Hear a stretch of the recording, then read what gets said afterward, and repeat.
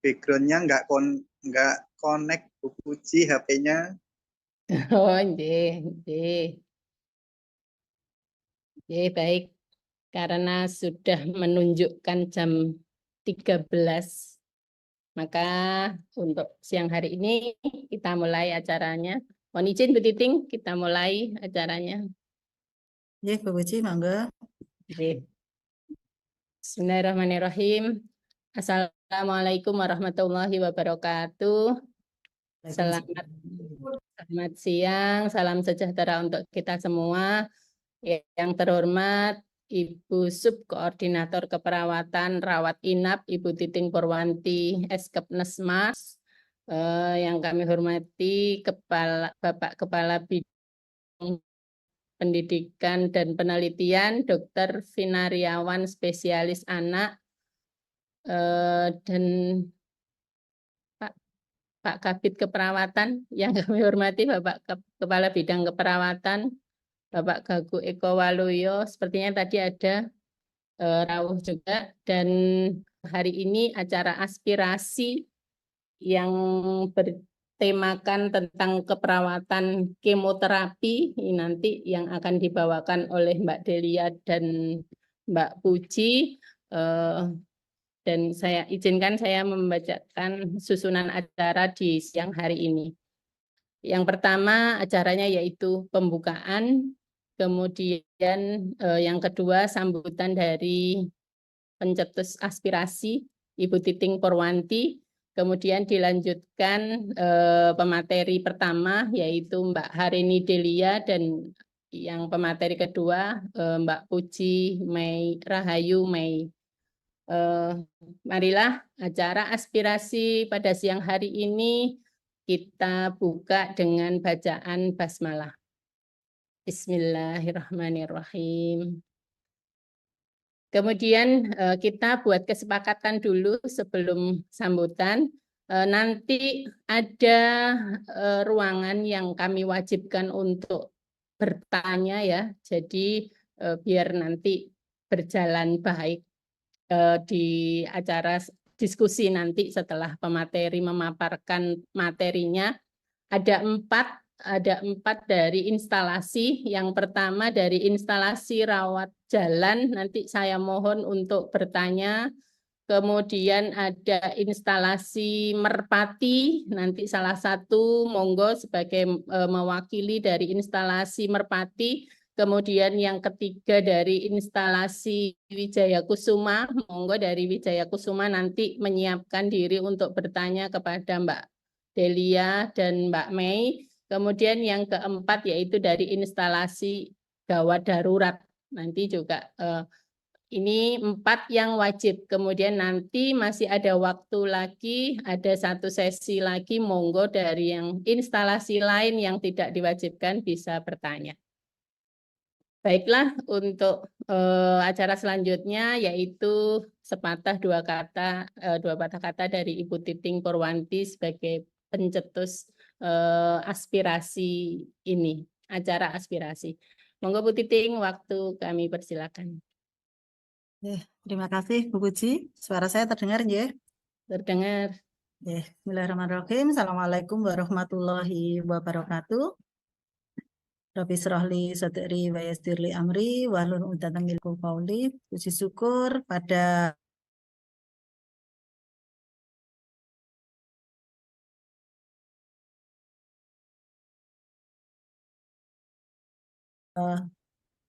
tidak lupa kami ucapkan terima kasih kepada Dr. Vinariawan dan bidang Diklit yang telah mensupport dari acara aspirasi ini, kemudian kepada Bapak Gagu Eko Waluyo yang selalu mendukung semua kegiatan-kegiatan untuk aspirasi, kemudian teman-teman semuanya yang selalu bergantian untuk memberikan ilmunya kepada teman-teman di keperawatan khususnya. Namun apabila nanti topiknya topik yang umum, general, bisa kita share di luar keperawatan.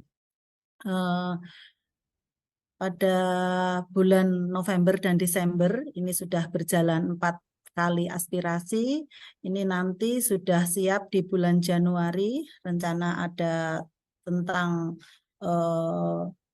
tracheostomi, EWS, dan penanganan gagal nafas. Nanti rencana oleh Dr. Heru dan dari teman kita Bu Mbak Nilo. Kemudian nanti di aspirasi ke-6 nanti ada tentang sosialisasi tentang alur atau SOP dari ISS ya. Kemudian nanti yang berikutnya ada yang ke-7, jadi di Januari kemungkinan ada 3 kali. Yang ke-7 nanti ada tentang penanganan pasien dengan kanker anak dan paliatif. Itu rencana agenda aspirasi di bulan Januari. Nanti sudah ada 3 ini siap. Kemudian nanti yang lain disiapkan teman-teman yang sudah berangkat pelatihan akan memberikan ilmunya kepada teman-teman yang tidak mengikuti pelatihan. Mungkin ini saja agar segera waktunya berjalan terus, jadi agar segera dimulai. Semoga teman-teman saya mohon untuk aktif ya, bisa melalui Zoom ataupun melalui YouTube. Nanti kalau Zoom-nya penuh bisa menggunakan YouTube.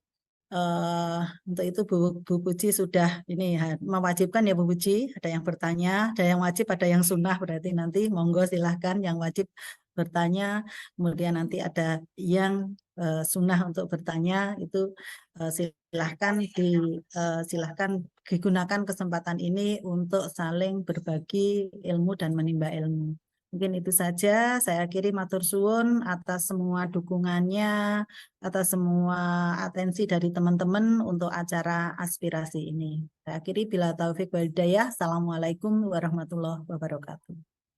Waalaikumsalam warahmatullahi wabarakatuh. Terima kasih Bu Titing atas petuahnya di siang hari ini, dan mudah-mudahan nanti acara aspirasi selalu ramai terus ya, berjalan terus untuk teman-teman yang sudah pelatihan, sehingga nanti kompetensi dari teman-teman perawat di RSUD Dr. Sudono ini selalu bisa ditingkatkan. Baiklah, tepat sekali ya pada siang hari ini itu dengan topiknya yaitu cancer tentang kemoterapi. Karena apa? Karena pada 5 Desember, pada tanggal 5 Desember 2023 kemarin itu sudah resmi izin untuk pelayanan kemoterapi di RSUD Dr. Sudono Madiun sudah legal, sudah sah dan bisa dilaksanakan mulai kemoterapi yang pertama. Namun nanti untuk gebiarnya itu akan dilaksanakan pada bulan Januari. Nanti kurang tahu, nanti ada wawasan wacana mungkin di Wijaya Kusumae nanti terpusatkan sebagai pelayanan kemoterapi. Namun ini untuk kita tahu semua tentang bagaimana tentang kemoterapi, bagaimana tentang pelayanan onkologi nanti, ini kami hadirkan 2 pemateri yang telah pelatihan kemarin. Yang pertama yaitu Mbak Harini Delia Trisyanti Eskepnes. Selamat siang Mbak Harini Delia. Ya, Bu Puji. Pada siang hari ini akan membawakan tema dengan judul Cancer Background, yaitu penerapan perilaku caring pada pasien kanker, end of life care, dan askep kanker. Ya, nanti monggo ke depan. Ini 45 menit, saat ini mulai jam 13:10, nanti berakhir pada 13:55. Monggo Mbak Delia, kami persilahkan untuk monitornya. Terima kasih. Assalamualaikum warahmatullahi wabarakatuh. Terima kasih waktu yang telah diberikan. Kami akan memberikan sedikit berbagi ilmu dan sharing ya, hasil pelatihan kami di Jakarta. Untuk Mas Nah, Sumawon, ini sebelum kita mengarah ke ilmunya dulu, Kita ke basic cancer. Basic cancer atau cancer background. Seperti yang diketahui Bapak Ibu, apa itu cancer atau kanker itu adalah gangguan kesehatan karena adanya pertumbuhan sel yang abnormal dan tidak terkendali di dalam tubuh. Kemudian kanker itu juga mempengaruhi berbagai organ dan sistem organ. Kanker juga berasal dari sel yang bermutasi dan sangat berbahaya yang dapat mengakibatkan kematian. Kemudian yang perlu diketahui juga adalah tentang apa itu onkologi. Onkologi adalah ilmu yang mempelajari tentang kanker. Dan ada juga onkologi nurse, adalah perawat spesialis yang bertanggung jawab terhadap perawatan dan tindakan pada pasien kanker. Nah, ini ada beberapa efek atau akibat dari kanker. Bahwa kanker itu sangat-sangat berbahaya, itu dapat mengakibatkan gangguan atau hilangnya fungsi fisiologis. Bisa asites, bisa peningkatan intrakranial, gangguan respirasi, dan lain sebagainya. Dapat juga mengakibatkan gangguan hematologi, infeksi, perdarahan, anoreksia. Dan yang sering terjadi adalah pain atau nyeri pada pasien kanker. Juga mengakibatkan stres secara fisik maupun psikologis. Kalau stres fisik itu seperti apa? Itu bisa anemia, kelemahan, dehidrasi. Kalau stres secara psikologis itu seperti psikisnya yang terganggu, kecemasannya meningkat. Nah, ini contoh beberapa pilihan dari pengobatan kanker. Pengobatan kanker bisa dengan pembedahan, surgery, kemoterapi, salah satunya radiasi, target terapi, imunoterapi, transplantasi ataupun komplementer alternatif. Tergantung dari jenis kanker dan stadiumnya. Nanti tergantung bagaimana ini pengobatan pada pasien kanker. Nah, ini contoh-contoh kegawat daruratan onkologi. Onkologi itu juga ada kegawat daruratannya. Seperti apa? Ini di sini ada seperti intravascular coagulation, SIAD, antidiuretik hormon, sepsis dan shock sepsis, tumor lisis, hiperkalsemia yang sering terjadi, peningkatan tekanan intrakranial, juga spinal cord compression. Ilmu selanjutnya yang ingin kami bagi adalah asuhan keperawatan pada pasien kanker dengan kemoterapi. Karena kita sebagai perawat, pentingnya asuhan keperawatan. Ini salah satu contoh askep kanker. Askep kanker itu sebetulnya banyak, bukan hanya dengan kemoterapi saja, tapi askep pada pasien kanker sendiri bisa kanker payudara, kanker CA kolon, atau mungkin CA-CA yang lain. Ini salah satu askep kanker dengan kemoterapi. Nah, materi pokoknya yang perlu kita perhatikan dalam memberikan suatu asuhan keperawatan itu adalah persiapan pasien dengan kemoterapi. Kemudian yang kedua adalah monitoring pasien selama kemoterapi. Dan yang ketiga adalah dokumentasi itu sendiri pada asuhan keperawatan pasien dengan kemoterapi. Nah, ini kita bahas satu-satu, persiapan pasien dengan kemoterapi itu apa saja. Nanti akan dijelaskan lebih lanjut dengan Mbak Puji, apa itu kemoterapi dan penata laksana yang aman. Ini yang perlu dipersiapkan sedikit banyak adalah pemeriksaan fisik. Nah, pemeriksaan fisik bisa fungsi neurologi, mulut, kardiologi, pernafasan, dan lain sebagainya. Kemudian pemeriksaan apa lagi? Psikososialnya juga perlu kita perhatikan bahwa persiapan pasien kanker dengan kemoterapi kita harus mempersiapkan psikososial dan spiritual pasien dan keluarga. Selanjutnya pemeriksaan penunjang. Ini tidak kalah penting juga. Pemeriksaan penunjang itu wajib, perlu dilakukan baik laboratorium maupun radiologi. Karena apa? Obat kemo itu termasuk obat yang bahaya, toksisitasnya tinggi karena akan mempengaruhi berbagai macam fungsi, baik persarafan, fungsi renal, paru, dan sebagainya. Nah, ini itu yang perlu diperhatikan selama kemoterapi, monitoringnya. monitoring pemberian kemoterapi itu sendiri, yaitu mencegah ekstravasasi. Apa sih ekstravasasi? Nanti juga akan dijelaskan dengan Pak Puji. Jadi teman-teman, Bapak Ibu sedoyo bisa paham paling tidak perso nanti apa sih ekstravasasi pada pasien dengan kemoterapi. Kemudian monitoring itu juga penanganan efek samping kemoterapi karena obat kemoterapi itu adalah obat yang bahaya juga, itu bagaimana mencegah dan meminimalkan efek samping yang diterima pada pasien. Ini beberapa contoh obat ya yang perlu diperhatikan. Contoh-contoh aja yang non-vesikan maupun iritan, karena nanti akan menimbulkan efek yang berbeda pada pasien dengan kemoterapi. Ini untuk proses asuhan keperawatan, yang proses yang ketiga tadi, dokumentasinya. Kita sebagai seorang perawat tidak melupakan asuhan kita kepada pasien, asuhan keperawatan dan dokumentasinya. Nah, pengkajian pada perawat onkologi itu apa saja? Ini status fisik, hampir sama dengan pengkajian pada pasien yang lain.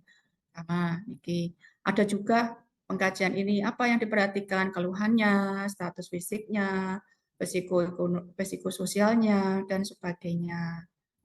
Nah, ini menggunakan ESAS atau alat pengkajian untuk pasien kanker. Ini contoh form pengkajian kanker. Bisa nyeri, kelelahan, mual, depresi, cemas, mengantuk, nafsu makan, dan masalah-masalah lain. Ini pengkajian. Pengkajian itu ada pre-kemo dan post-kemo. Pengkajian pre-kemo itu yang perlu diperhatikan adalah riwayat pasien dan keluarga. Bagaimana pengetahuan tentang jenis kanker dan stadiumnya tadi, karena akan menentukan jenis obatnya tadi. Dan bagaimana nanti penanganan selanjutnya, itu yang perlu kita perhatikan. Nah, ada bagaimana cara efek sampingnya bagaimana, kemudian diet juga harus diperhatikan karena pasien dengan CA itu akan mengalami gangguan nutrisi. Nah, ini post kemoterapi. Pengkajian post kemoterapi itu pengkajian ulang terhadap perubahan respon tumor atau status yang perbaikan setelah dilakukan kemoterapi. Kemudian penanganan efek samping dan jangan lupa di cap klinik pendidikan pasien keluarganya. Nah, diagnosa keperawatan. Kita sudah menggunakan SDKI atau Standar Diagnosa Keperawatan Indonesia. Diagnosa keperawatan yang sering muncul pada pasien kanker dengan kemoterapi, kita ambil defisit pengetahuan, nausea, defisit nutrisi, gangguan integritas kulit, diare, citra tubuh, dan masih banyak diagnosa yang lain. Ini sedikit contoh-contoh saja, kita melihat bagaimana nanti situasi dan keluhan pasien pada saat dilakukan kemoterapi. Ini perencanaan. Perencanaanmu juga mengacu pada SIKI, Standar Intervensi Keperawatan Indonesia. Intervensi yang aman, yang perlu dilakukan, yang perlu diperhatikan adalah intervensi penanganan yang aman pada saat pemberian kemo. Sama dengan tadi pengkajian. Kita perlu mempersiapkan ini, bahwa apa saja yang lebih mengutamakan tindakan non-farmakologi agar pengalaman hidupnya dapat dioptimalkan dengan terbebas dari rasa nyeri. Jadi sangat perlu kan obat-obatan sudah maksimal. Obat-obat nyeri pun juga sudah golongan yang narkotika, yang psikotropika seperti itu, MST, Durogesic patch, dan lain sebagainya. Yang kedua, melakukan pencegahan, pemantauan, dan membuat klien. Untuk yang ketiga, memperlakukan klien secara bermartabat kebutuhan. Yang keempat, membantu memenuhi kebutuhan spiritual klien. Sehingga klien dapat merasa damai sampai akhir hayat. Karena paliatif itu adalah menuju untuk kematian. Sudah obat-obatan sudah maksimal. Kebanyakan pasien kanker seperti itu, apalagi kanker yang sudah metastase, sudah di kemoterapi, radioterapi, dan sebagainya, tetapi tidak mengurangi gejala dan semakin memburuk. Yang terakhir, adalah melibatkan orang-orang yang terdekat dengan klien dalam pemberian asuhan. Jelas ya, jangan lupa. Keluarga tetap diajak, karena kalau ada pasien keluarga kita yang sakit, seluruh keluarga itu juga akan merasakan sakit. Stresnya juga akan mengikuti, satu rumah itu ikut stres semua.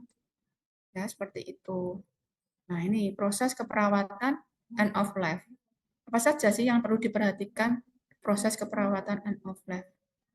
Ditekankan yang pertama untuk membebaskan klien dari rasa nyeri dan penderitaannya. Kemudian memberikan perasaan nyaman, kita berikan perasaan nyaman, kita hargai, kita hormati, sehingga merasa damai dan merasa dekat dengan orang-orang yang bermakna dalam kehidupannya. Kalau mungkin ada orang atau keluarga yang membuat stresor, ya kita carikan cara dulu, nanti dulu ya kalau pengen dekat dengan pasien atau seperti apa. Kita lihat situasinya untuk perawatan ini ya. Kemudian untuk perawatan lagi, proses keperawatannya yang perlu diperhatikan adalah mulai dari sejak diagnosa ditegakkan sampai dengan mengantarkan klien pada kematian yang damai. Ya, ini tujuannya proses keperawatan end of life.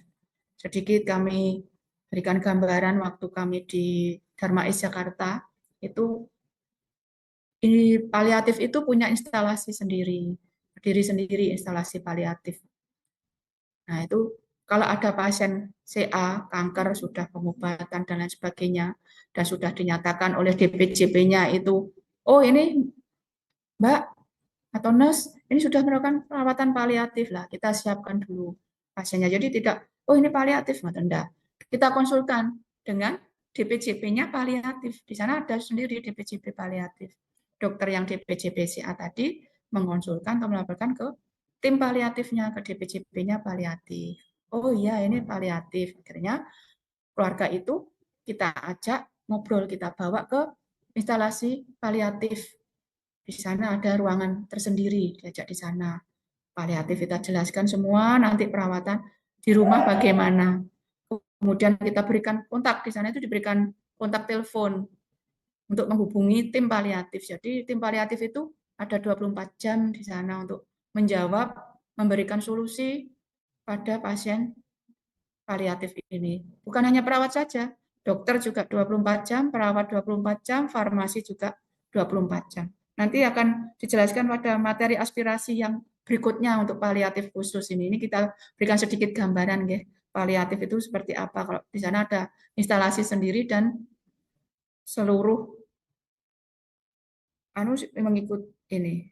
Nah, ini perawat kanker sebagai PPA, perawat penanggung jawab dalam paliatif.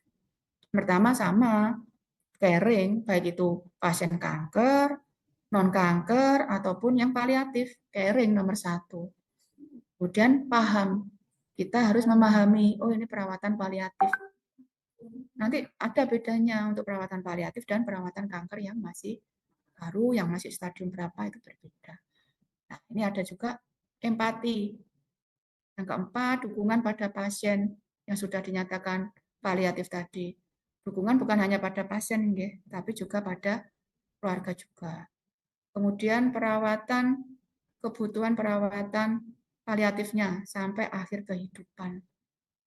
Jadi tidak serta-merta sampai berbulan-bulan di rumah sakit, tidak. Jadi kita menyiapkan perawatan paliatif, bisa di rumah ataupun mungkin kalau terpaksa ya di rumah sakit, tapi kita meminimal mungkin supaya tidak berlama-lama di rumah sakit sehingga kos rumah sakit jadi tinggi. Jadi kita mengurangi itu, kita mempersiapkan pasien dengan paliatif. Dan yang terakhir adalah support keluarga pada masa berduka.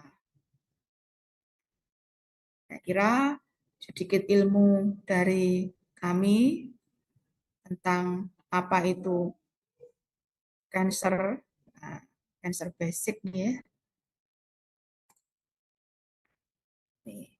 Saya kira saya sedikit saja. Nanti kita lanjutkan dengan Pak Puji ilmu selanjutnya. Terima kasih. Wassalamualaikum warahmatullahi wabarakatuh. Waalaikumsalam warahmatullahi wabarakatuh. Aplaus untuk Mbak Delia. Terima kasih Mbak Delia.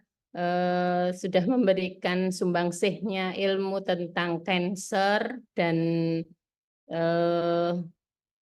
apa ya tadi tentang caring ya. Caring itu yang merupakan healthogenik ya, karatifnya. Intinya dari seorang perawat itu adalah bisa memberikan pelayanan keperawatan, memberikan asuhan keperawatan dengan caring ya.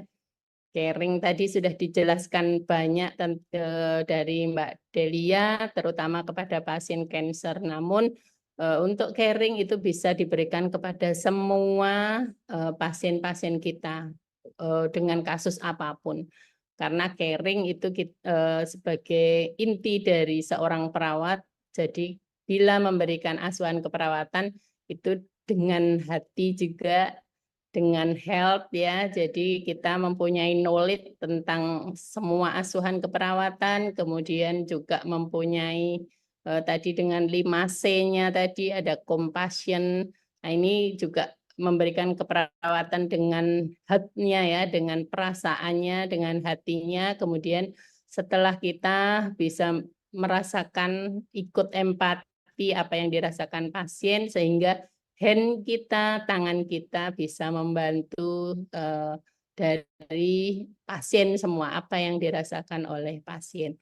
Baiklah, nanti mohon dicatat teman-teman dari 4 instalasi sudah menyiapkan masing-masing pertanyaannya dari materi dari Mbak Delia. Nanti tapi ditahan dulu, dicatat dulu. Ini untuk selanjutnya materi yang kedua yang akan dibawakan oleh Mbak Puji Rahayu Mei Wulandari, ahli media keperawatan dengan judul Penata Laksanaan Pasien Kanker dengan Kemoterapi.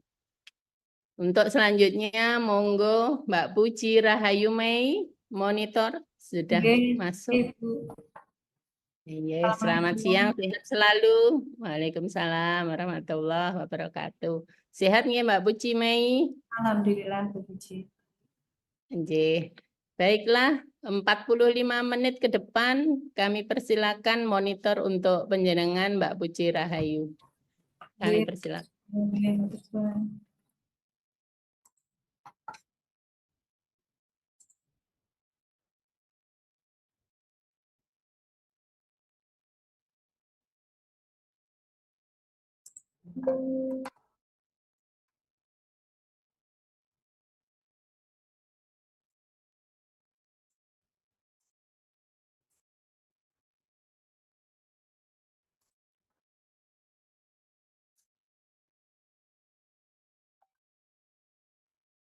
Assalamualaikum warahmatullahi wabarakatuh. Selamat siang Bapak, Ibu, dan teman-teman semuanya.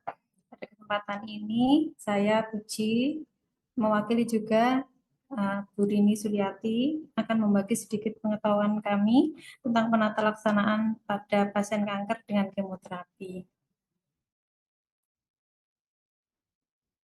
Untuk diketahui bersama, di Indonesia menurut catatan Globakan, pada tahun 2020, kasus baru kanker sebanyak 396.314 kasus dengan kematian sebesar 234.511 orang. Dan perempuan merupakan kelompok dengan risiko tinggi terkena kanker. Salah satu pengobatan kanker yang paling banyak dilakukan adalah dengan pemberian kemoterapi. Apa saja pengertian, tujuan, jenis, dan dampak kemoterapi itu sendiri? Kemoterapi adalah obat yang bekerja untuk membunuh pertumbuhan sel kanker dan berdampak sistemik. Obat kanker ini mengalir ke seluruh tubuh, membunuh sel kanker dan anak sebarannya, tapi juga membunuh sel normal. Tujuan pemberian kemoterapi ini ada dua, kuratif dan paliatif. Pada tujuan kuratif ini bertujuan untuk menghilangkan atau mengecilkan sel kanker itu sendiri.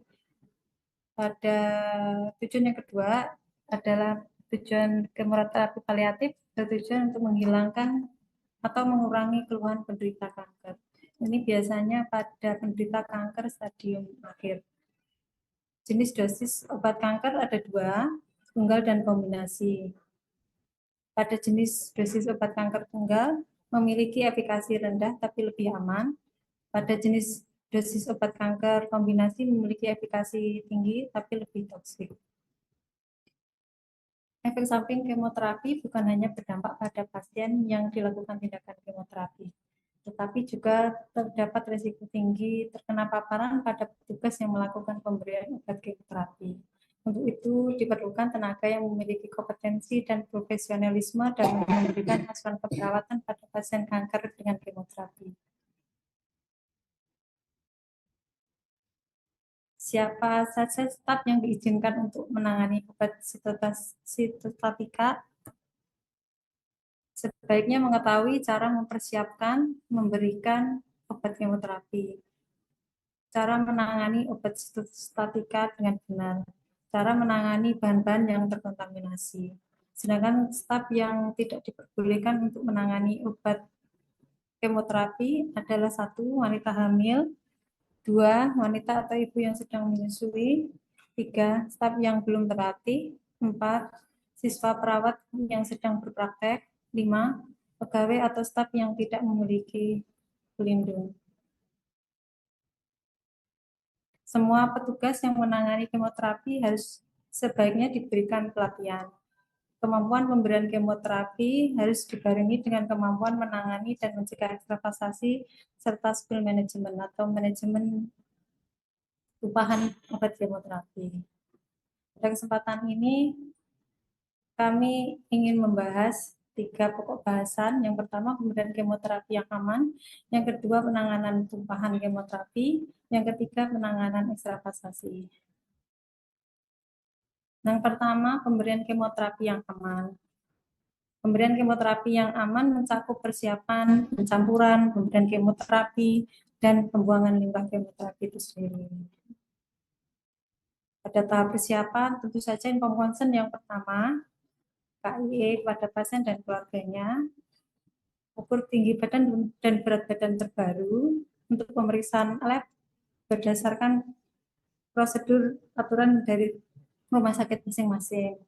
Terus terdapat protokol pengobatan yang berisi nama obat, dosis obat, cairan pencampur, serta cara pemberian obat.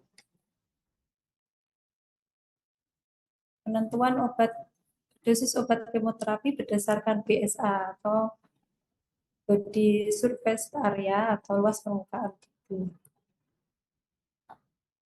Pada tahap persiapan, troli berisi obat sitostatika, cairan yang dibutuhkan, skrip sesuai keperluan, swab alkohol, protokol pengalas, APD, dan tentu saja tempat sampah kemoterapi. Pada tahap pencampuran, kirim permintaan pengoplosan ke bagian farmasi. Pencampuran atau pengoplosan obat dilakukan di dalam BSC atau Biological Safety Cabinet. Pencampuran dilakukan oleh petugas farmasi yang terlatih. Gunakan closed system equipment atau sesuai aturan rumah sakit dan perhatikan teknik safety handling. Berikut ini contoh ruangan BSD, Biological Safety Cabinet. Dan alhamdulillah di RSUD Dr. Sudono ini insya Allah sudah memenuhi BSC-nya, sudah memiliki BSC yang insya Allah sudah memenuhi standar. Rute pemberian kemoterapi ada 7, pemberian secara intravena, intrakaviti, subkutan, topikal, arterial, peritoneal, dan secara oral. Pada kesempatan ini kami hanya membahas pemberian secara intravena, subkutan atau dan intramuskuler dan secara oral. Pada pemberian secara intravena ini paling banyak dilakukan caranya dengan bolus IV pelan, dengan cara drip, memasukkan obat kemoterapi dalam cairan normal 10 menit sampai 4 jam, dan dengan cara continuous drip. Jadi memberikan obat kemoterapi terus-menerus selama 24 jam.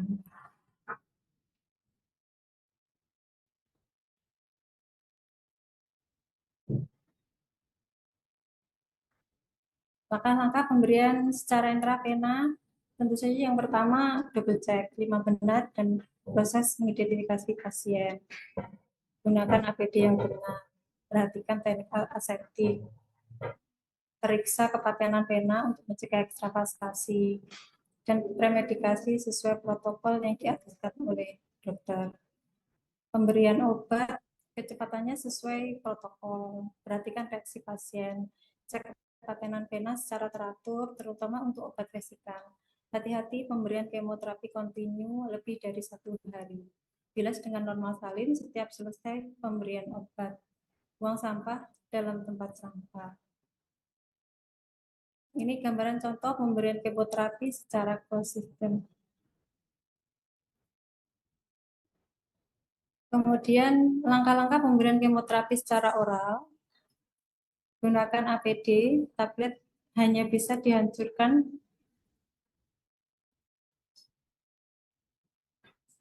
atau dilarutkan dalam BSD.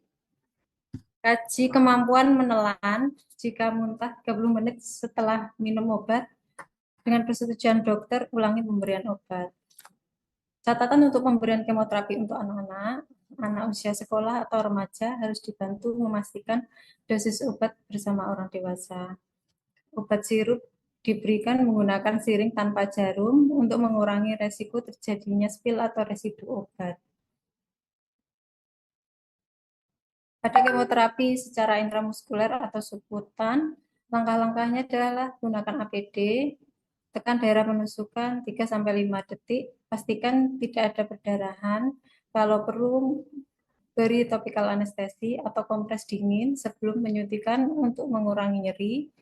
Buang sampah dalam tempat sampah kemoterapi dan jangan lupa selalu dokumentasikan. Untuk pemilihan lokasinya, pilih pada daerah yang berotot besar, hindari daerah penyuntikan sebelumnya, daerah benjolan atau hematom atau kemerahan. Volume disesuaikan dengan daerah penyuntikan. Gunakan jarum suntik yang sesuai, lakukan rotasi lokasi penusukan, dan jangan lupa dokumentasikan. Untuk pembuangan limbah kemoterapi, tempat sampah khusus kemoterapi sesuai aturan rumah sakit. Semua petugas yang terlibat sebaiknya dilatih menangani sampah kemoterapi, beri label atau tanda sampah kemoterapi, dan sampah kemoterapi tidak boleh didaur ulang. Untuk lebih jelasnya, kami tampilkan video cara pemberian obat kemoterapi yang aman.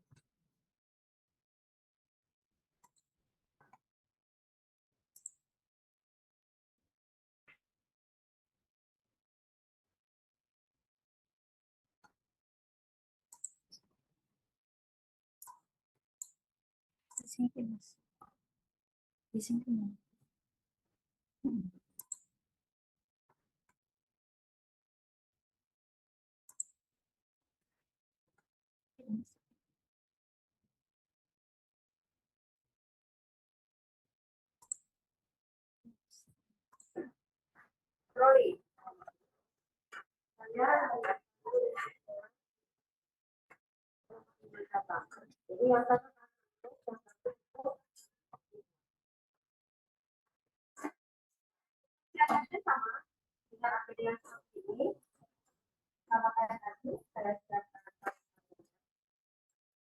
Pada saat nanti pengambilan nilai, sarung tangannya nggak ada protokol ya. Jadi teman-teman udah ditutup pakai sarung tangan itu pakai apa?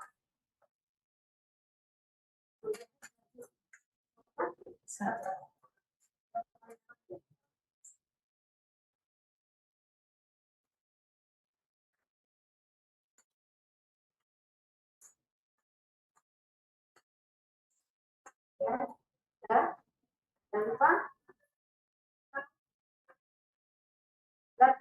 Itu ada.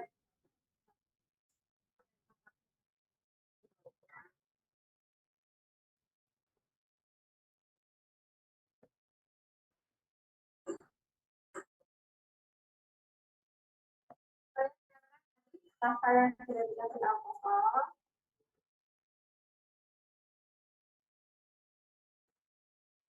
ya cara bukanya. Kita pasang kita bisa sedikit. Kalau itu kita makan.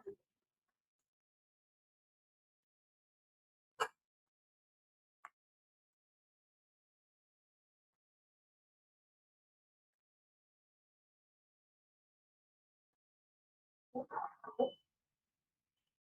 saya cek dulu. Biasakan lebar menghadap kita ya.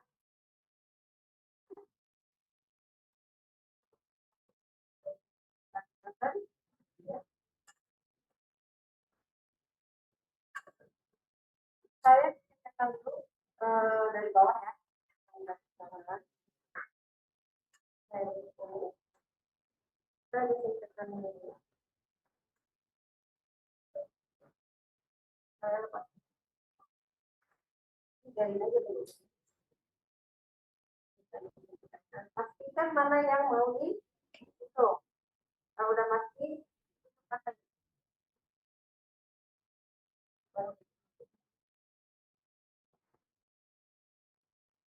Saya gantungkan dulu.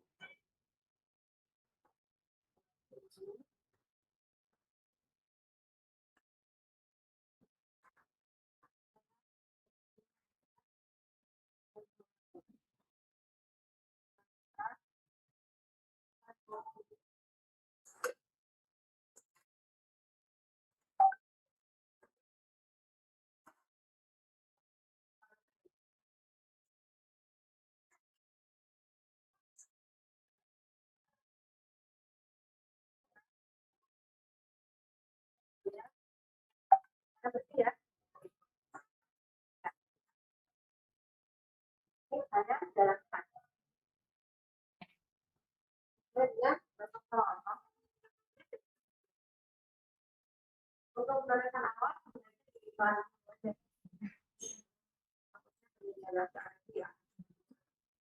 ya, setelah itu kalau selesai baru kita akan bilas. Nah, bilasnya tadi di situ dibilangnya apa? Diulangi dari nomor 3 sampai 3, nomor 3 itu apa?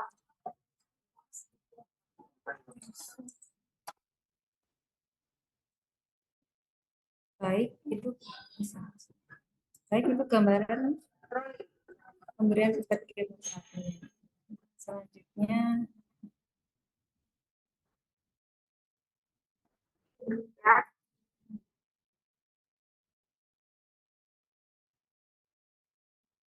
pendidikan kesehatan untuk keluarga pasien ketika di rumah,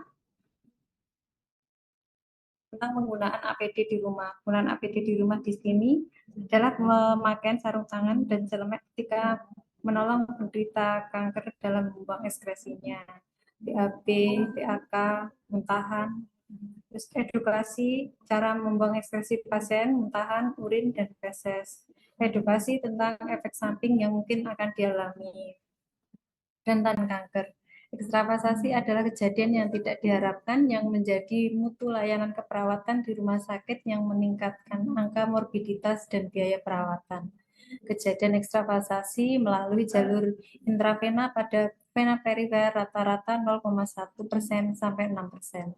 Angka kejadian pada vena sentral 0,3% sampai 4,7%. Kejadian ekstravasasi lebih banyak pada kelompok 50-64 tahun. Kompetensi perawat onkologi meliputi aspek manajemen kemoterapi mulai dari persiapan sampai dengan penanganan bila terjadi ekstravasasi. Apa sih ekstravasasi itu? Ekstravasasi adalah terjadinya kebocoran obat vesikan atau iritan yang masuk ke jaringan subkutan, dapat menyebabkan nyeri, nekrosis, sehingga mengakibatkan terkelupasnya jaringan. Vesikan adalah obat kemoterapi yang dapat menyebabkan kerusakan yang hebat dari jaringan sekitar sehingga menyebabkan nekrosis. Iritan adalah obat yang bisa menyebabkan inflamasi dan iritasi pada vena ketika diberikan secara perifer tapi tidak menyebabkan kematian sel dan kerusakan jaringan. Manifestasi klinis ekstravasasi mengarah pada nekrosis, pasien mengeluh nyeri terbakar dan bengkak, yang dalam 7 hari kemudian pasien mengeluh nyeri, edem, eritema, dan indurasi. Bila tidak diobati, dapat berkembang vesikel dan gula, yang diikuti ulkus atau plakat besar dengan bagian tengah yang nekrosis yang terjadi dalam 1 hingga 3 minggu. Luka ekstravasasi menimbulkan komplikasi berupa jaringan yang iskemik, oleh karena kerusakan endotel dan trombosis pembuluh darah. Di bawah plakat atau ulkus terdapat area yang besar dengan nekrosis. Esar yang keras dan hitam terbentuk, di mana pinggirannya terdapat eritem dan pembengkakan yang menetap beberapa minggu. Dapat diikuti nekrosis fascia tendon dan periosteum mendasar. Grade ekstravasasi ada 5, grade 1, 2, 3, 4, dan 5. Grade 1 gejalanya berupa edem tanpa rasa nyeri. Grade 2 disertai eritema dengan gejala terkait, misalkan edem, rabitis, nyeri, indulasi. Grade ketiga terdapat ulcerasi atau nekrosis, kerusakan jaringan. Grade keempat konsekuensi kematian yang mengancam jiwa, diperlukan tindakan yang urgent. Grade kelima sampai dengan kematian. Tanda terjadinya ekstravasasi yaitu tidak adanya blood return, aliran infus lambat, kebocoran pada kateter, ukuran dan kualitas vena, pembekakan pada bagian tusukan kateter, eritema inflamasi pada daerah tusukan, nyeri, rasa terbakar di sekitar vena atau sepanjang vena. Pasien mengeluh rasanya berbeda. Apa saja faktor resiko ekstravasasi? Yang pertama, faktor dari pasien itu sendiri. Memiliki pembuluh darah yang kecil, itu biasanya pasien pada bayi dan anak-anak. Memiliki vena yang fragile atau rapuh, itu biasanya pada orang tua atau pasien kanker. Memiliki vena yang keras. Mempunyai riwayat gangguan sirkulasi, obesitas, dan penyakit penyerta. Misalkan memiliki riwayat penyakit diabetes dan gangguan sirkulasi. Faktor selanjutnya, prosedur pemasangan infus. Staf yang belum terlatih atau tidak berpengalaman. Bolus injeksi yang terlalu cepat, posisi dari tusukan yang tidak tepat, osmolaritas jaringan terlalu tinggi, dan vena yang sering ditusuk. Faktor selanjutnya adalah kemampuan untuk komunikasi. Ketidakmampuan pasien untuk mengungkapkan ketidaknyamanannya dan menurunnya sensasi. Itu biasanya pada pasien diabetes neuropati dan penyakit pembuluh darah perifer. Faktor peralatan, ketidaksesuaian ukuran, tipe kateter dengan besarnya vena yang akan ditusuk. Faktor berikutnya adalah pengobatan. Kemampuan obat-obat kemoterapi untuk menghancurkan replikasi sel turut menjadi faktor resiko terjadinya ekstravasasi. Apa saja cara pencegahan ekstravasasi? Yang pertama, cek kepatenan vena dengan cairan fisiologis. Observasi daerah yang diinfus.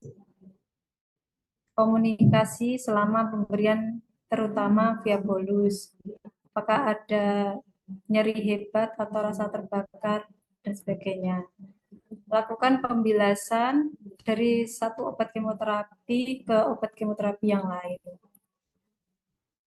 Pada penanganan ekstravasasi, yang pertama adalah persiapan alat, troli suntik dan obat-obat antidot, misalnya hidrokortison, injeksi atau salep hidrokortison, obat nyeri, pengalas, alat kompres, baju dan alat pelindung diri untuk kemoterapi, kasa steril, disposable syringe dengan needle kecil, transparan dressing, perekat atau plester, dan tempat sampah kemoterapi. Prosedur penanganan ekstravasasi yaitu stop infus segera, disconnect infus, tinggalkan kanul pada tempatnya dan lakukan aspirasi, hindari penekanan, beri tanda dengan spidol, dan beri tindakan spesifik berdasarkan raskat neoplastik yang ada. Lakukan pemotretan, lakukan pendokumentasian, buat kronologis dan laporkan ke dokter. Berikut kami tampilkan raskat anti-neoplastik agen 2013, saat ini sudah masuk ke versi keempat. Spesifik tata laksana pada penanganan ekstravasasi dapat dilihat pada Kaskat Anti Neoplastik Agen 2013.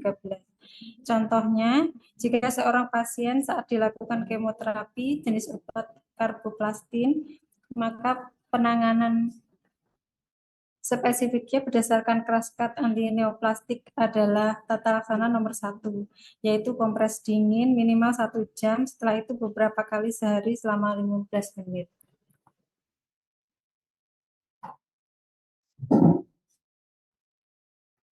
Pada pendokumentasian ekstravasasi berisi nama obat, dosis, volume, dan konsentrasi, jumlah obat ekstravasasi, total jumlah obat yang diinfus, metode pemberian intravena, lokasi akses vena, jenis perangkat akses vena, lokasi ekstravasasi, ukuran dan daerah infiltrasi pada kulit pasien, ukuran dan tipe jarum, keluhan pasien pada saat infus vesikan atau iritan.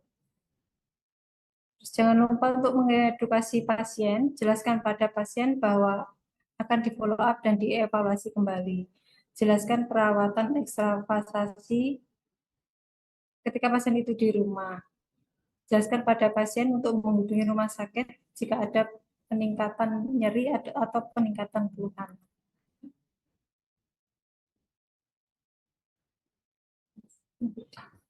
Berikut ini kami tampilkan video penanganan ekstravasasi.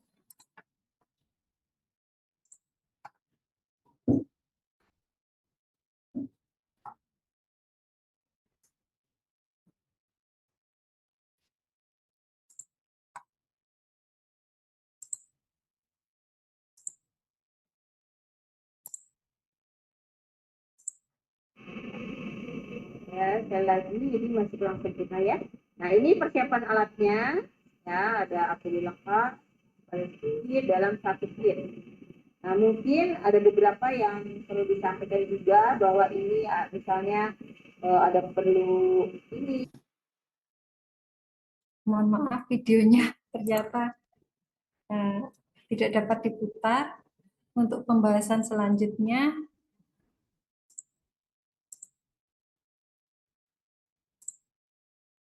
adalah penanganan tumpahan kemoterapi. Penanganan obat kanker yang aman perlu dilaksanakan untuk mencegah resiko yang tidak diinginkan.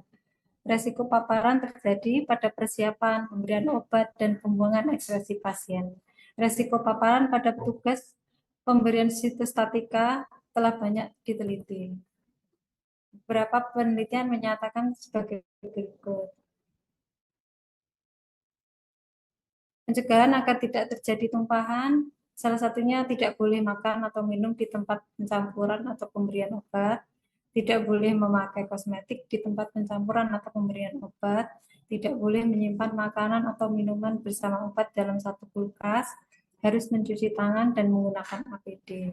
Untuk alat yang terkontaminasi, dibungkus dan diberi tanda berbahaya, dan kirim ke insinerator.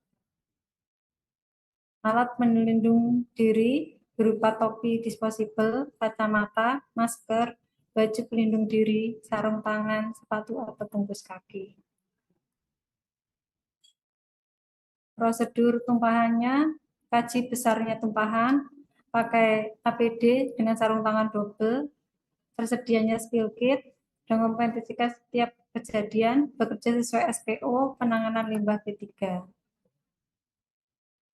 Di suatu unit kemoterapi, sebaiknya terdapat spill kit kemoterapi. Spill kit kemoterapi itu berisi barak shot, pasang sepatu, sarung tangan, kacamata, masker, 2 pasang sarung tangan, 1 wadah, tempat untuk pecahan gelas, sapu kecil, serapan kecil, 1 liter air, deterjen cair 250 cc, 2 disposable spons, kain atau kertas penyerap, 1 kantong kontainer pembuangan atau plastik tebal.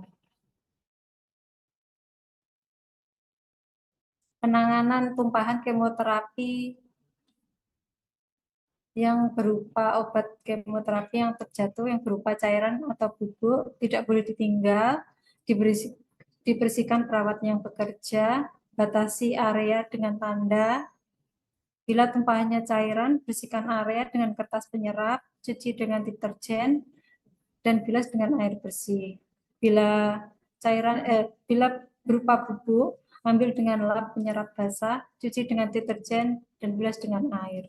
Masukkan ke kantong plastik, ikat, dan kirim ke insinerator. Masukkan alat tenun ke kantong plastik, kirim ke laundry. Untuk alat-alat disposable, masukkan ke kantong plastik, dan kirim ke insinerator. Hindari luka pada tangan dari tumpahan kaca. Gambaran penanganan tumpahan kemoterapi.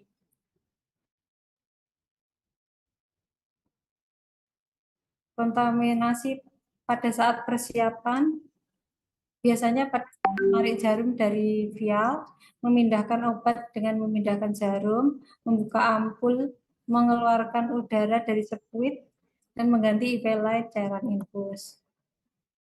Kontaminasi ini bisa terjadi saat pemberian obat kemoterapi pada saat melakukan injeksi, melepaskan IV line dari tube, petugas tusuk jarum. Maka tindakan yang aman adalah pemberian obat kemoterapi sesuai SOP, alat-alat atau set yang dipakai secara konsisten.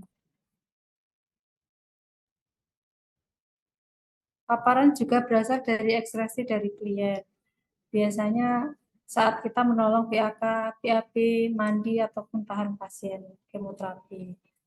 Urinal, bispot, bengkok, sebaiknya dibersihkan dengan deterjen dan air bersih. Alat-alat tenun yang terkontaminasi, rendam deterjen setengah sampai 1 jam dan bilas dengan air bersih. Untuk tindakan yang aman, gunakan galon APD dan menganjurkan menggunakan toilet daripada bispot atau urinal. Tutup toilet sebelum di flushing. Kesimpulan yang dapat kami simpulkan adalah petugas bekerja sesuai SPO, selalu menggunakan APD sesuai SPO. Petugas yang menangani kemoterapi harus diberi pendidikan dan pelatihan, cek kesehatan petugas secara berkala, dan monitoring dari pembuat kebijakan rumah sakit. Demikian sharing pengetahuan ini kami akhiri. Mohon maaf bila ada kesalahan dan ketidaksempurnaan dalam menyajikan materi ini. Wassalamualaikum warahmatullahi wabarakatuh. Waalaikumsalam warahmatullahi wabarakatuh. Luar biasa Mbak Puji Mei yang sudah memaparkan tentang bagaimana cara memberikan kemoterapi yang aman ya. Tadi alhamdulillah ya di tempat kita itu sudah insya Allah aman untuk dalam pemberian pelayanan kemoterapi. Mulai dari pengoplosan sudah dilakukan oleh farmasi dan sudah sesuai dengan menggunakan alat yang sesuai, yaitu di ruang khusus dengan menggunakan alat BSC dan insya Allah aman. Dan setelah aman, setelah pengoplosan aman juga akan diberikan pelayanan kemoterapi ini dengan orang-orang atau perawat-perawat yang insya Allah sudah kompeten ya, karena luar biasa dari bidang keperawatan kemarin sudah beberapa yang diberangkatkan untuk belajar tentang bagaimana memberikan pelayanan kemoterapi yang baik dan benar. Tadi juga disebutkan juga sudah sesuai dengan SPO dan ya tinggal sedikit-sedikit lah nambah-nambah biar semuanya itu bisa sesuai dengan SPO dan insya Allah nanti launching di bulan Januari untuk pelayanan kemoterapi di Rumah Sakit Dr. Sudono Madiun akan RSUD Dr. Sudono Provinsi Jawa Timur akan dilaksanakan ya, sehingga nanti pelayanan kemoterapi akan menambahkan jumlah pelayanan yang ada di rumah sakit kita tercinta. Baiklah, kami buka untuk pertanyaan. Kami mulai dulu yang wajib tadi, yang wajib memberikan pertanyaan dari yang pertama dari instalasi rawat jalan. Saya panggil dulu. Di sini sudah ada Mas Firman, Mbak UST Eti. monggo bisa memberikan pertanyaan mewakili Mbak Rahayu Ernawati juga ada. Dipersilakan dari Rawajalan. Ini tadi ada 4 yang wajib ya, yang wajib memberikan pertanyaan. Yang pertama dari Rawajalan, yang kedua dari Merpati, yang ketiga dari Irna Wijaya Kusuma, dan yang keempat dari Gawat Darurat. Kami persilakan dari Rawajalan dulu. Monggo Mbak UST Eti atau Mas Firman atau Mbak Rahayu Ernawati, kami persilakan. Bu Mimin juga ada. Kami persilakan mungkin bisa memberikan pertanyaan kepada narasumber kami yang berdua, Mbak Delia sama Mbak Puji. Ada dari Rawajalan? Bertiga, Bu Puji. Oh, bertiga ya sama Mbak Rini Suliati. Baik, monggo dari Rawajalan dulu saya buka untuk memberikan pertanyaan. Belum ada ya, masih rilis ya, masih merencanakan. Mungkin dari Wijaya Kusuma, kami persilakan dari Wijaya Kusuma yang saya kira di sini sudah ada Pak Santoso ya melalui chat. Ya, mungkin ini bisa mewakili dari Wijaya Kusuma atau bisa buka langsung on mic Pak Santoso, kami persilakan. Terima kasih Bu Kakep waktu yang diberikan. Ini saya mau tanya ke Mbak Delia ya. Kiat-kiat promotif apa yang bisa dilakukan oleh keluarga ataupun pasien untuk mengantisipasi supaya tidak jatuh pada stadium lanjut pada kanker, mengingat masih minimnya pengetahuan keluarga dan pasien tentang penyakit kanker. Terima kasih. Saged diulang Pak San, pas terputus ini tadi internetnya. Ya. Kiat apa terkait dengan promotif yang bisa dilakukan oleh keluarga ataupun pasien untuk mengantisipasi supaya tidak jatuh pada stadium lanjut pada kanker, mengingat masih minimnya pengetahuan keluarga dan pasien tentang penyakit kanker. Terima kasih. Terima kasih Pak San, pertanyaannya bagus sekali. Nah, kita sebagai perawat pun kita juga berusaha nggih.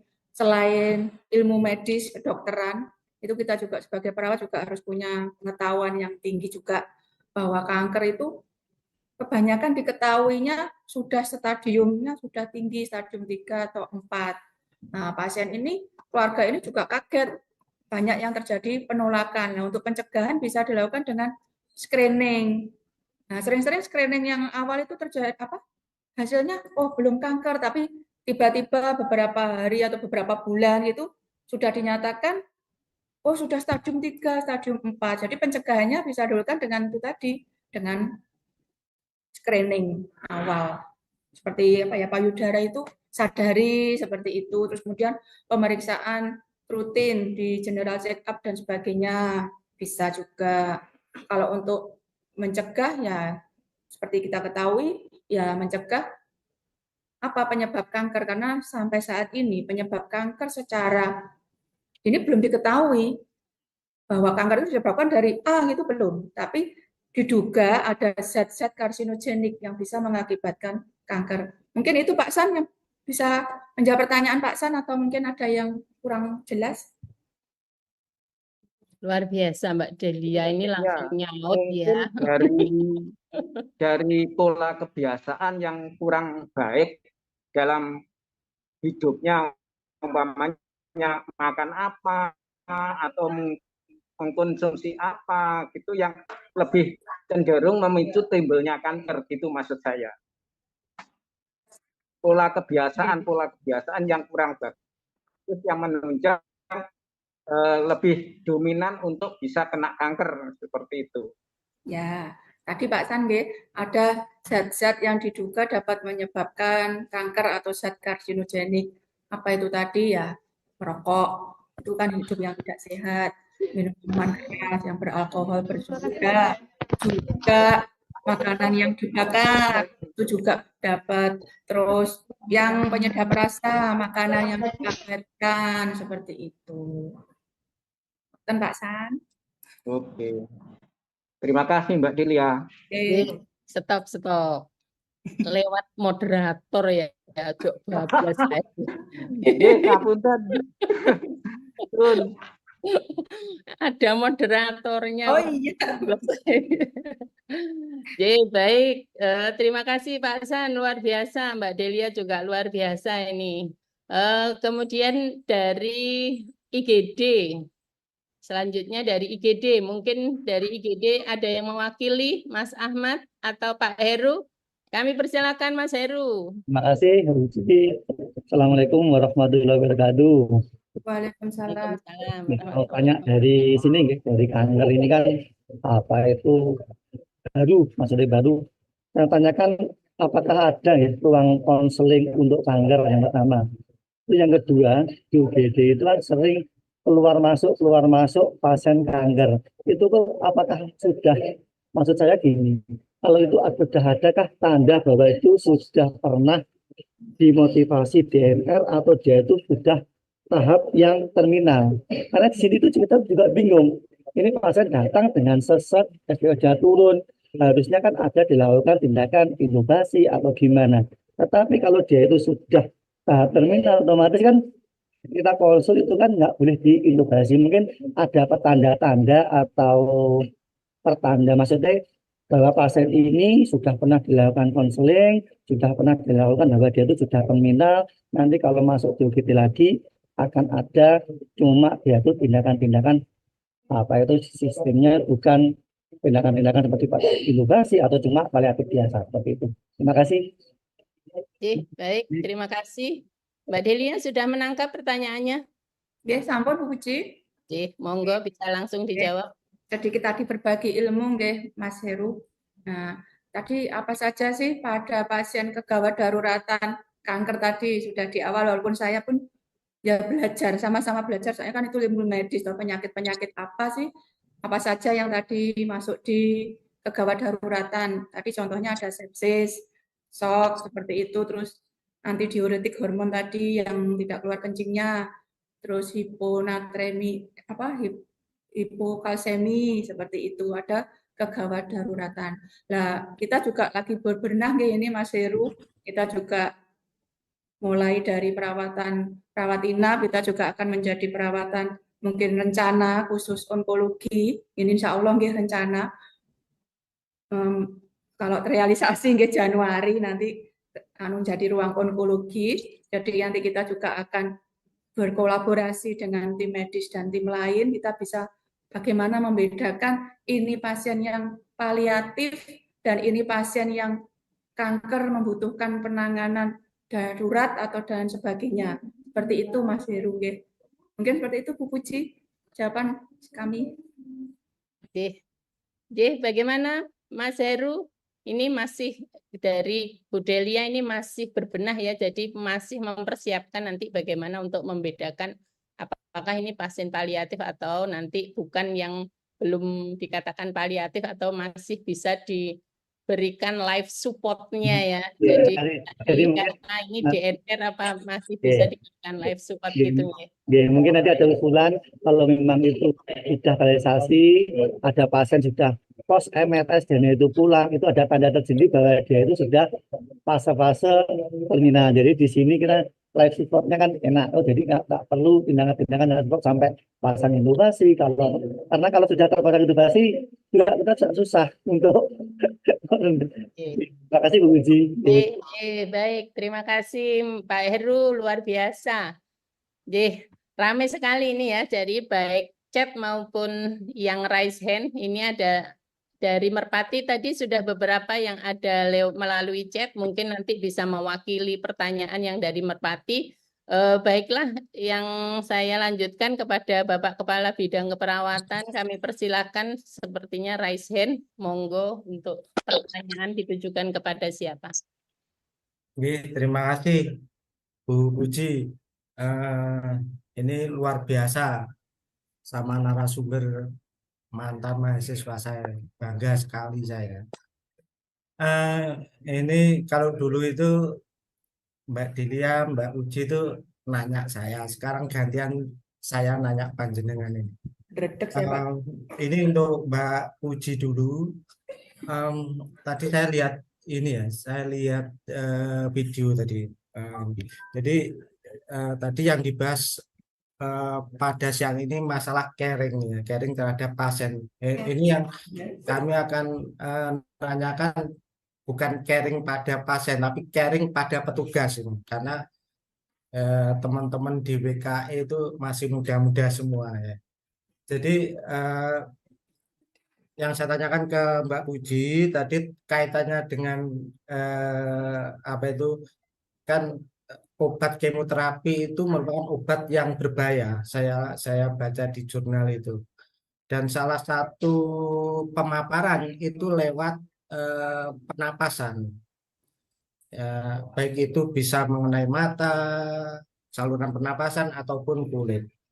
Dari APD yang digunakan di video tadi, itu yang pertama saya tanyakan tentang masker ya. Cukupkah masker bedah itu untuk mengantisipasi adanya paparan yang dari udara airborne itu? Itu yang pertama itu. Yang kedua, saya lihat tadi pakai gaun ya.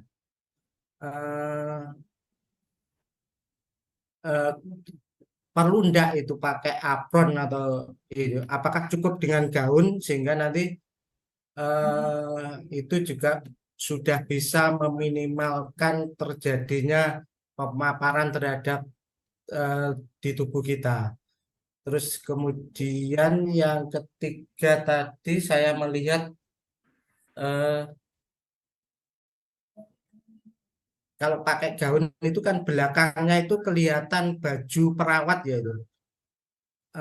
Apakah itu nanti baju perawat itu dicuci di laundry atau dibawa pulang itu? Kalau bawa pulang kan nanti mesti ketemu si anak ini. Jadi ini mohon pencerahannya Mbak Puji. Ini kaitannya dengan nanti teman-teman juga nanti yang dinas di sana. Kemudian yang ke Mbak Delia, apakah teman-teman di WKE itu sudah ini ya dalam memberikan perawatan kepada pasien itu sudah memperhatikan APD yang tadi? Apakah juga memperhatikan keluarga pasien saat memberikan obat itu, keluarga pasien di dalam atau di luar, terus bagaimana edukasinya itu sudah diperhatikan atau belum?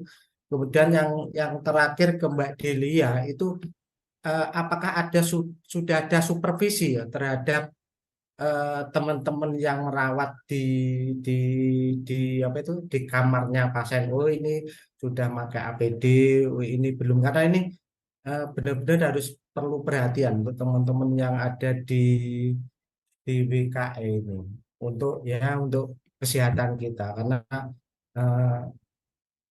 jangan sampai kita itu terpapar gitu aja. Mungkin itu Mbak Puji. Terima kasih. Baik, terima kasih Pak Gagu. Ada 2 pertanyaan untuk Mbak Delia dan Mbak Puji. Monggo Mbak Puji bisa menjawab dulu pertanyaan dari Pak Kabid. Terima kasih. Pak Gagu, untuk penggunaan masker yang direkomendasikan adalah masker N95 sebenarnya, atau minimal masker KN95. Sebenarnya bukan masker bedah sebenarnya yang dianjurkan. Jadi makanya masker N95 atau minimal masker KN95. KF95 maaf. Terus untuk penggunaan apron, apakah apron atau gaun yang lebih dulu? Jawabannya memang apron yang dipakai baru gaun. Dan harapan kalau misalkan ada percikan atau tumpahan itu ke gaun itu menyerap. Kalau apron yang di luar itu kepercik mendal Pak Gagu. Jadi memang kita pakai apron dulu baru gaun. Terus untuk pengirimannya, gaun yang sudah kita pakai, kita masukkan ke kantong plastik kemoterapi yang warna ungu, kita ikat, dan kita kirim ke laundry. Untuk penata laksanaan mungkin bagian laundry yang lebih tahu. Untuk penanganan gaun kemoterapinya.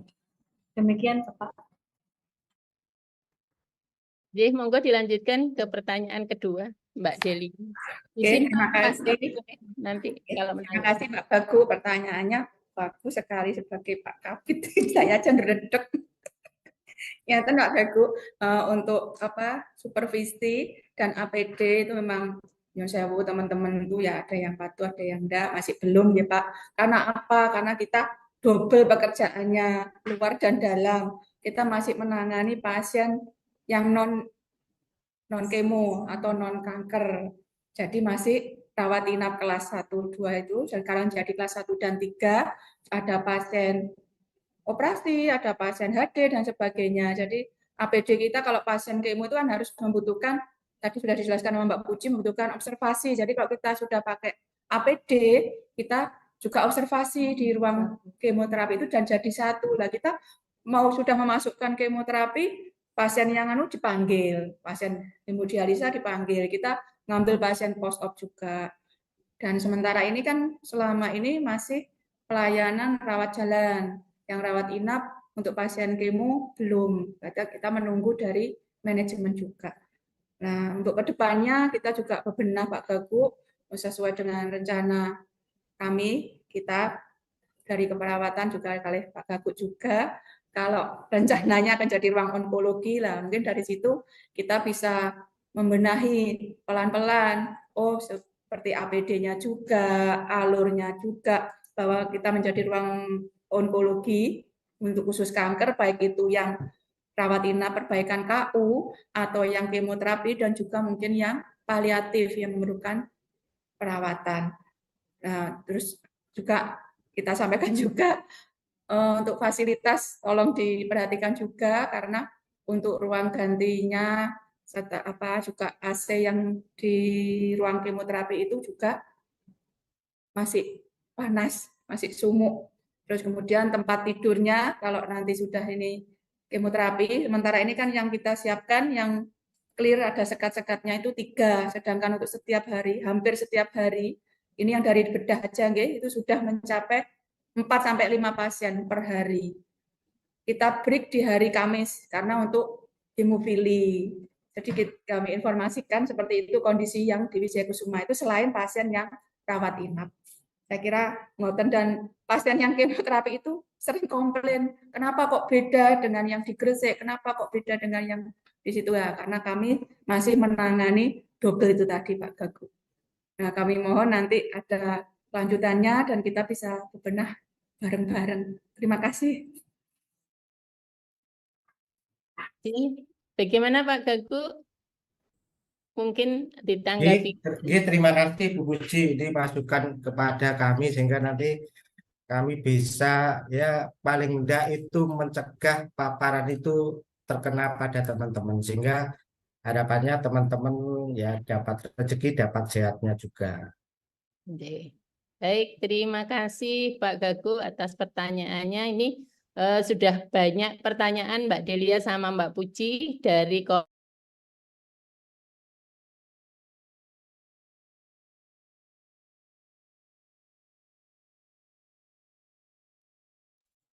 Bu Puji mute, Bu Puji, di unmute Bu Puji. Oh ya, maaf. Nyuwun tulung bisa saya diizinkan untuk share screen, Mas Rival. Ada beberapa pertanyaan dari kolom chat ya yang disampaikan, sudah ada yang mewakili dari Mati. Baik, terima kasih Mas Rival. Saya bacakan pertanyaan, ada 8 pertanyaan yang sudah kami kumpulkan dari kolom chat.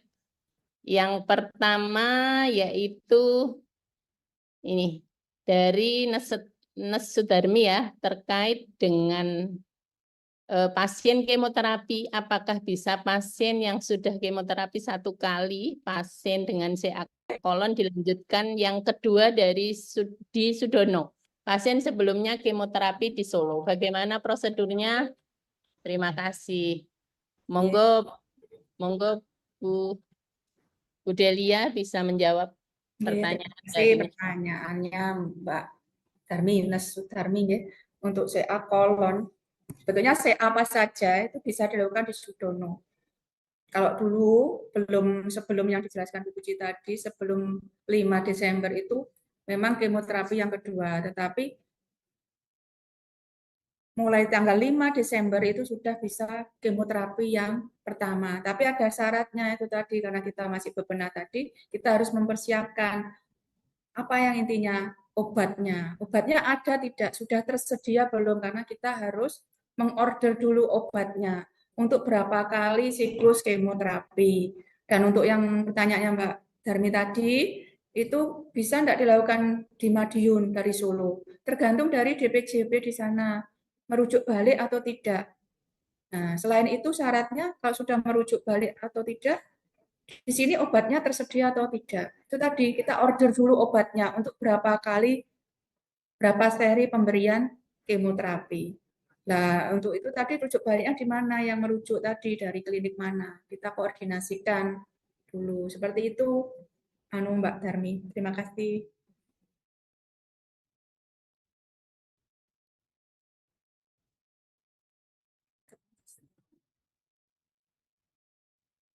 Untuk selanjutnya Bu Delia. Oke, yang printer, yang nomor selanjutnya. Ya, ini yang lebih kompeten Mbak Puji ya, yang menjawab untuk kemoterapi.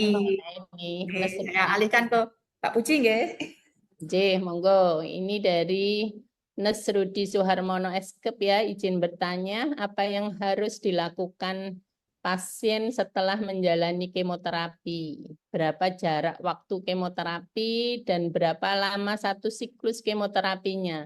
Dan apakah itu diagnosa penyakit juga menentukan perbedaan siklusnya? Terima kasih. Monggo Mbak Puji bisa dijawab. Oke, terima kasih. Apa saja yang harus dilakukan untuk pasien pasca kemoterapi, terutama nutrisi yang harus diperhatikan. Kalau pasiennya tidak mempunyai penyakit penyerta, bisa dengan makan banyak protein. Terus kemudian jangan lupa untuk kontrol atau follow up. Terus kemudian check up, terus observasi selama pos kemoterapi apakah ada keluhan atau enggak. Terus jika ada keluhan bisa langsung ke rumah sakit atau menghubungi petugas. Terus untuk siklus kemoterapi itu memang berdasarkan jenis kankernya, jenis sel kankernya. Jadi tidak bisa satu penyakit kanker disamakan dengan penyakit yang lainnya. Atau sesuai siklusnya itu sesuai dengan advis dokternya. Protokol kemoterapi itu sesuai dokter yang mengadviskan. Demikian Bu Puji.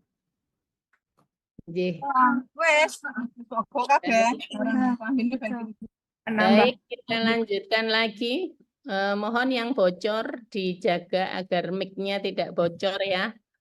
Ini dari Nes Edi Sulistiono, ini ditujukan kepada siapa ya? Seperti yang disampaikan Bu Puji di awal acara bahwa sejak 5 Desember RSUD Dr. Sudono sudah bisa melaksanakan kemoterapi. Dari penjelasan itu berarti Sudono sudah menerima pasien kemoterapi kok fisioterapi, guys. Ini saya bingung juga dari pertanyaan ini. Mungkin yang dimaksud yaitu sudah menerima pasien kemoterapi, guys. Monggo Bu Delia atau Bu Puji bisa menjawab. Terima kasih. Tadi sudah sedikit kita sharing-sharing, sebetulnya sebelum tanggal 5 Desember kita sudah bisa kemoterapi, tapi untuk yang kedua pada pasien tergantung penjaminnya BPJS. Tapi kalau pasien kemarin Telkom atau umum itu pertama pun kita bisa. Itu tadi karena kita dengan berbagai profesi, apoteker juga farmasi, tersedia enggak obatnya. Maksudnya Bu Puji tadi sejak 5 Desember itu bisa kemoterapi, itu maksudnya sudah bisa kemoterapi yang pertama tanpa kita harus merujuk ke rumah sakit yang tipe A di Sutomo atau di Solo seperti itu. Jadi kita bisa. Nah, nanti tergantung dari dokter mana. Saat ini kita dokternya ada 3, dokter THT, IPD Dr. Suyoso, untuk bedahnya Dr. Iskandar Ali. Seperti itu. Jadi tergantung nanti periksanya ke mana dan kemoterapinya apa, diorderkan obatnya seperti itu. Intinya yang itu sudah bisa memberikan kemoterapi walaupun sebelum tanggal 5 Desember. Untuk tanggal 5 Desember itu maksudnya adalah memberikan kemoterapi yang pertama tanpa merujuk ke rumah sakit yang lebih tinggi. Terima kasih. Terima kasih Bu Delia. Pak Edi Sulistiono, sebenarnya kita sudah beberapa waktu, sudah hampir 1 tahun ini ya, sudah melaksanakan kemoterapi lanjutan. Mungkin lebih dari 1 tahun ya, kita sudah bisa memberikan kemoterapi lanjutan. Namun mulai 5 Desember itu izin untuk memberikan kemoterapi mulai dari awal yaitu sudah ada izin. Sudah keluar izinnya dari BPJS ya, sehingga kita bisa melaksanakan kemoterapi mulai dari awal, dari pertama kali. Baik, kita lanjutkan, masih ada beberapa pertanyaan ya Bu Delia, ini luar biasa. Dari Pak Santoso tadi sudah disampaikan secara langsung mewakili dari Irna Wijaya Kusuma. Kemudian ada dari pertanyaan dari Nicu, yaitu apa yang harus kita KIE kepada pasien dan keluarga pasca kemoterapi setelah pasien pulang, terutama pasien yang awal kemoterapi. Monggo Mbak Delia ataupun Mbak Puji ini bisa menjawab pertanyaan dari Nicu. Kami persilakan. Biar ditambah Mbak Puji, saya membantu menjawab. Kalau untuk pasien kemo tadi sudah sedikit dijelaskan ya apa saja yang perlu diperhatikan, yaitu observasi. Walaupun kita sudah melakukan observasi di sini, di rumah pun masih tetap melakukan observasi apabila tadi terjadi muntah yang berlebihan, pusing, berarti ada tanda-tanda tekanan intrakranialnya, atau mungkin juga tidak sadar dan sebagainya seperti itu. Jadi harus tetap keluarga dan pasien melakukan observasi.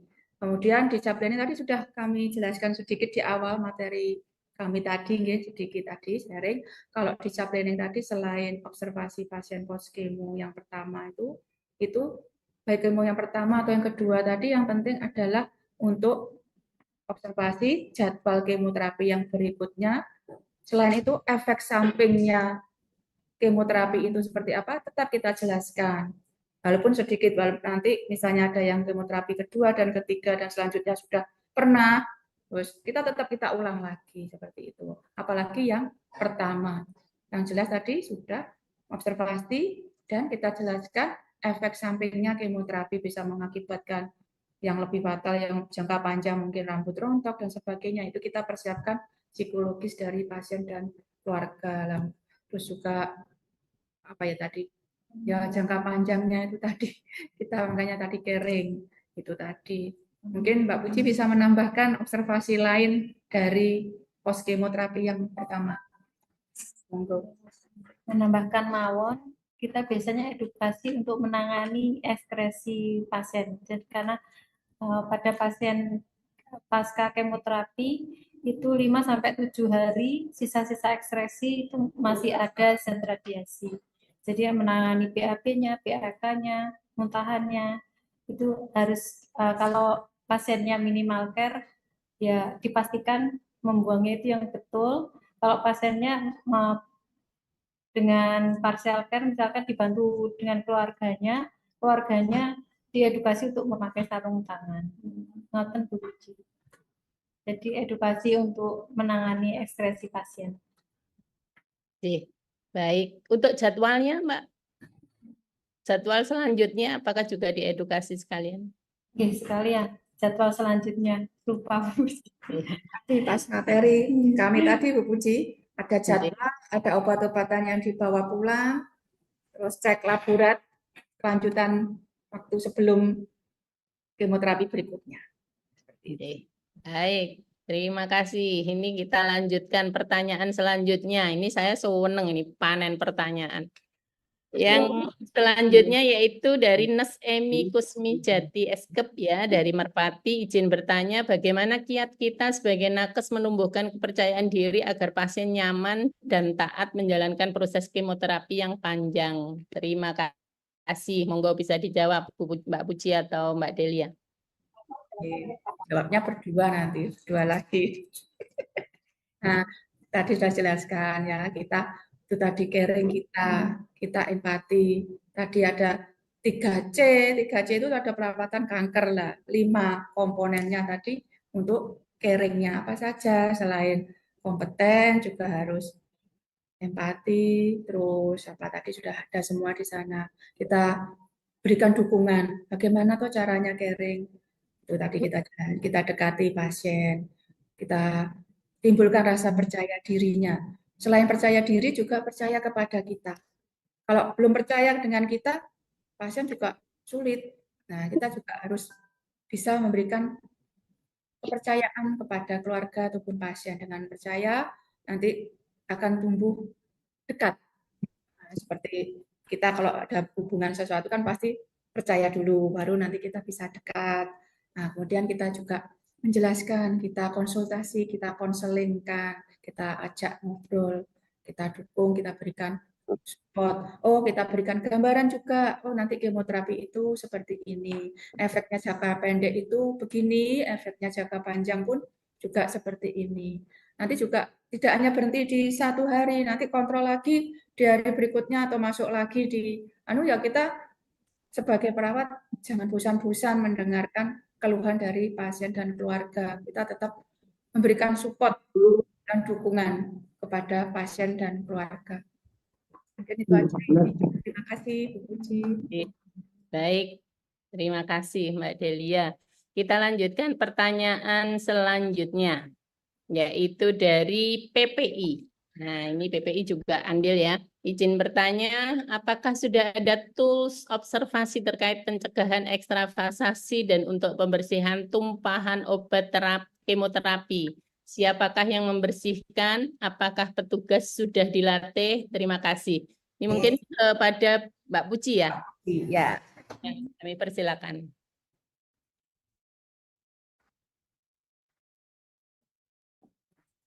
Terima kasih Bu Puji. Untuk tools penanganan ekstravasasi seperti yang saya paparkan tadi, kita berdasarkan crash card anti neoplastik 2013, di situ sudah ada gambarannya, jadi apa obat-obatannya, terus terapi spesifiknya seperti apa, jika terjadi ekstravasasi itu apa treatmentnya apa, misalkan disuruh kompres atau kita harus memberikan obat antidotum, itu sudah ada di kartu tersebut. Dan tadi apalagi Bu Puji tadi? Oh, untuk petugas yang membersihkan itu perawat. Nih pertanyaannya. Siapakah yang membersihkan? Ya, untuk pembersihan tumpahan obat kemoterapi ya biasanya petugas yang sudah terlatih. Dalam hal ini ya perawat.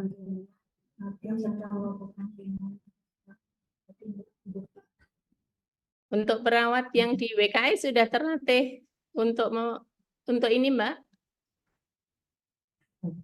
Pada perawat yang kemoterapi. Pada perawat kemoterapi sampun bagian Bu Puji. Sudah sebagian nggih Bu Anyul, Bu Rina atau Pak Karyati. Jadi nanti mungkin ke depan juga akan ditambahkan lagi untuk yang dilatih dan kompeten. Kita lanjutkan pertanyaan selanjutnya, yaitu dari Nes Rahayu Ernawati Eskep. Kalau terjadi obat kemoterapi pada pasien keluar atau bocor dari selang infus, apa yang harus dilakukan dan edukasi kepada pasien? Silakan, Mbak Puji.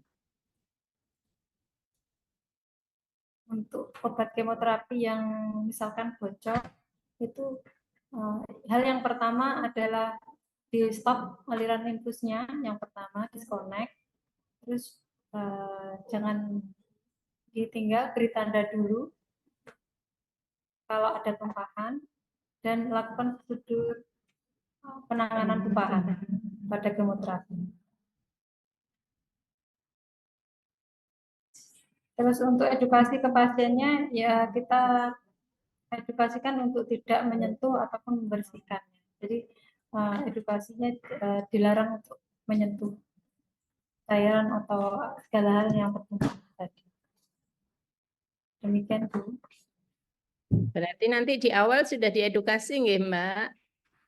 Oke, harusnya memang dari Ya, awal ya. kalau misalkan ada infus yang bocor atau apa, cukup memanggil petugasnya, tidak boleh diapa-apakan cairan atau yang tertumpah.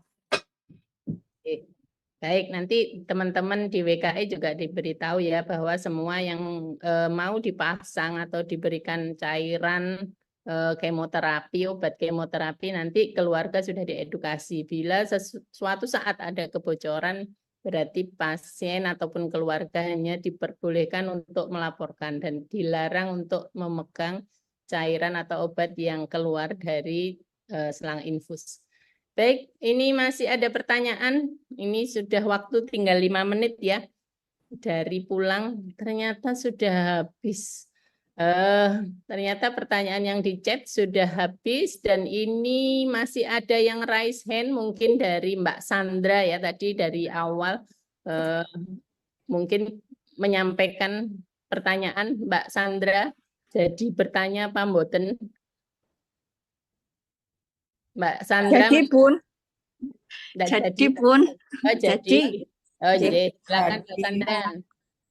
Nggih, terima Ini kasih juga kesempatannya. nggih. Oh iya. Terima kasih kesempatannya. Assalamualaikum warahmatullahi wabarakatuh. Waalaikumsalam. Untuk Kakak Delia, ya ini saya izin bertanya. Kalau untuk pasien-pasien kemoterapi yang selama ini dirawat di WKE, apakah ada tim khusus untuk pendampingan seperti pasien-pasien yang masih dalam tahap awal kemoterapi? Kan banyak yang denial dengan efek sampingnya. Jadi efek sampingnya ini lebih ke psikososialnya. Seperti itu. Terima kasih. Terima kasih kembali. Monggo Mbak Delia. Oke. Nah, sebetulnya kalau secara khusus belum ada ya, tapi secara langsung ada loh. Gimana itu ya? Intinya gini, waktu pasien masuk, keluarga masuk itu kita berikan tadi support sistem dukungan tadi. Tapi kalau yang masih denial dan sebagainya, kan karena pasiennya sementara ini masih rawat jalan, itu jadi keluar masuk dan ke sana hanya kemoterapi. Jadi kita tidak tahu, kadang ada satu pasien yang drop kemo itu kita tidak tahu, tahu-tahu dari dokter, oh dari salah satu dokter, oh itu kemarin tidak kemo Mbak karena sudah denial, sudah katanya sudah baik dan sebagainya. Jadi itu tadi kita juga berproses, kita juga bebenah, mudah-mudahan nanti ke depannya Wijaya Kusuma khususnya dan Sudono umumnya ini bisa memberikan pelayanan onkologi, juga pelayanan kemoterapi yang maksimal, bisa memberikan kepuasan kepada masyarakat di sekitar Madiun, bahkan di luar Madiun. Nah, nanti kita juga apa saja yang diperlukan tadi, termasuk juga dari Mbak Sandra tadi masukannya cukup bagus, jadi nanti kita bisa juga untuk memberikan dukungan bagaimana nanti seperti mungkin di Darmais ada kontak yang 24 jam siap dihubungi seperti itu karena tadi kan pasien kemoterapi itu tidak hanya sehari atau 2 hari, bisa berbulan-bulan bahkan bertahun-tahun. Terima kasih. Terima kasih. Bagaimana Mbak Sandra? Sudah oke? Oke. Yeah. Terima kasih sarannya Iya. biasa. Ini Bu, soalnya sepengalaman saya karena kan saya juga pernah kemo. Jadi untuk pasien-pasien yang mungkin mengalami efek samping ini kan dia kadang sudah merasa hopeless dengan yang dirasakan gitu loh. Jadi mungkin nanti bisa dibentuk tim untuk home care atau pendampingan secara khusus beberapa pasien yang untuk stage TA-nya sudah di atas stage 3B, jadi sudah ke tahap paliatif. Mungkin bisa seperti itu. Usul saja. Luar biasa sarannya, terima kasih. Ini nanti bisa menjadi inovasi dari Wijaya Kusuma ya untuk membentuk suatu tim home care atau siap sedia 24 jam dihubungi bila pasien sudah setelah pasca kemoterapi. Itu ya Mbak Terima kasih testimoninya luar biasa. Mudah-mudahan selalu bermanfaat dan Mbak Sandra tetap sehat selalu. Amin. Terima kasih. Terima kasih luar biasa Mbak Delia sama Mbak Puji. Mungkin ada close statement sebelum kita tutup di acara ini. Ya, terima kasih. Mohon maaf atas segala kekurangan kami dalam menyampaikan materi ataupun ilmu yang kami dapatkan dari Dharma Es. Dan semoga kita sebagai perawat tetap bisa menerapkan ilmu kita, caring, juga kita bisa menempatkan, khususnya untuk saya sendiri, kita bisa lebih sabar dalam menghadapi pasien dan keluarga. Yang intinya kita juga bisa memberikan support kepada pasien dan keluarga. Terima kasih. Kami mewakili Mbak Puji dan Mbak Rini. Mohon maaf yang sebesar-besarnya atas sharing ilmu pada siang hari ini. Terima kasih. Wassalamualaikum warahmatullahi wabarakatuh.